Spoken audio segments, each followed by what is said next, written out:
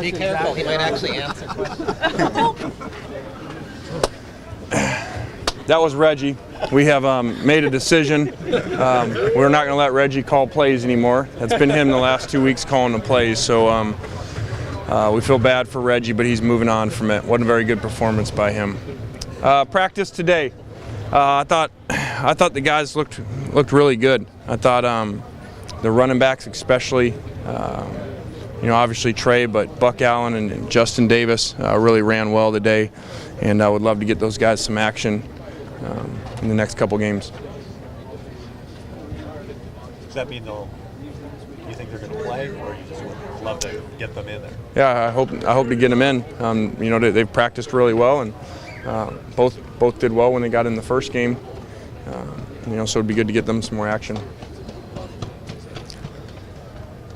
It seemed like there was a little bit of a stir on social media this morning in regard to the meeting that either happened or didn't happen. Are you aware of what happened this morning? I haven't been on social media this morning, for good reasons.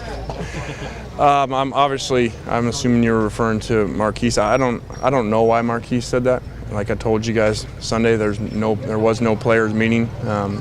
I asked him why he said that. He said he just kind of was in front of you guys, got a little flustered in his mind. A couple guys sitting around at the house talking as a players only meeting. So I believe that he made a statement about it that obviously there was no players only meeting, and if there was, it really isn't a story anyway. Who cares? But there wasn't. How's Kessler looking? Good. I think getting the extra reps is obviously good for him, helping his timing with the skilled players out there and with the first group. So expect him to do really well. I know you said you're not a fan of those meetings, players only meetings, but do you discourage them to the team? No, I don't know if I said I'm not a fan of them. I just don't think they do anything. Everybody seems to, whenever they lose a couple games, have player only meetings. Well, every team that has player only meetings, then all of a sudden win the next week. So that's why I said I don't think they don't do very much. I believe when I was asked. With BC only having 2 games under their belt with a new coach, how difficult does that make that preparation? I mean, are you able to go back and take a lot of things from last year's film over? Or you really just sticking what you see this year? I mean, how different is what they're doing? Well, it's totally different.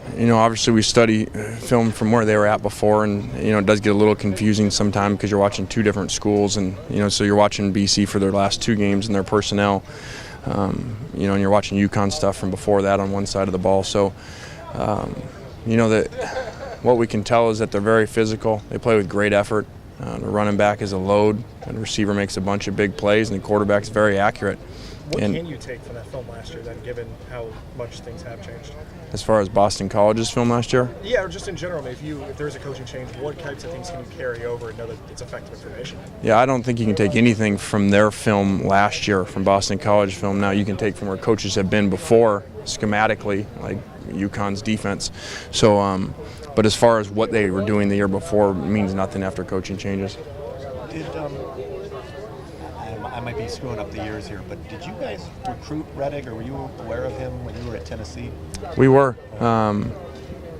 If I recall, it's the same year as Tyler Bray, and we were recruiting Chase. I think he was down to us and them, and he went there, and Tyler came to us. Does he? Seeing him on film now, does he look like a kid that's developed a lot since you saw him then, or pretty much the same? He does. Very accurate, prototype pro passer in the pocket, and is making really good decisions with the ball. Played great last week. How frustrating is it to go through a stretch where you lose 6 out of 8 games, even if it's stretched over a long time? Well, very frustrating, especially after winning a lot of games right before that. So no one's happy. No one's more miserable than myself. So it's our job to get it fixed. You've been very complimentary of George Uko from camp on. What changes have you seen in him? I think he's really matured as a leader, practice habits. He's a dominating practice player, and that's how he plays. So he's just, and he's a great kid too. Really fun to be around, and special kid. On the recruiting side of things, when you have kind of the situation in the stadium that was there on Saturday night, is there a way that you kind of address that with the future of the program? Yeah, win games. It's real easy. Fans boo when you lose, fans cheer when you win. So we got to put a better performance, a better product out there. And when those recruits, they come into your locker room after that game, what's kind of message can you deliver to them when they come in? Well, I don't think, recruits usually in general are a lot better than fans are, because of losses. It's not their team that they're on, and fans are extremely passionate over years and much went to the school. So recruits' reactions are just like with wins. All of a sudden when you win games, they don't automatically come, and when you lose games, they don't automatically not come. So recruits are a lot easier to deal with that. The numbers defensively have been good through the first 2 games. Is there a stat on that side of the ball that sticks out to you? Sure. Rushing, when we made the change on defense, we made a change to become very aggressive, very multiple, very attacking, play on the other side of the line of scrimmage.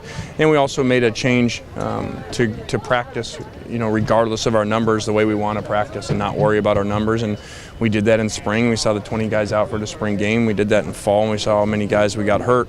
And as hard as that was to do, we see it paying off, and we see it paying off in the trenches. Like I said before, the sky's not falling. We had the worst passing performance you can ever have in the history of football.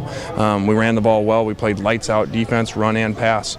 So if just that one thing is just okay, we're obviously in a totally different position. It's not even a close game.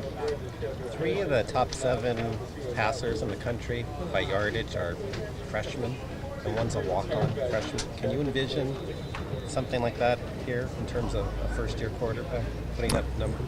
Yeah, I don't know those numbers. I don't even know how to answer that. Systems are different. Some people may be throwing the ball 60 times a game. That'll help your yardage. And you may be turning the ball over a lot too. So bottom line is to win the game. We've done that once. We didn't do it the other time. So we need to do it Saturday.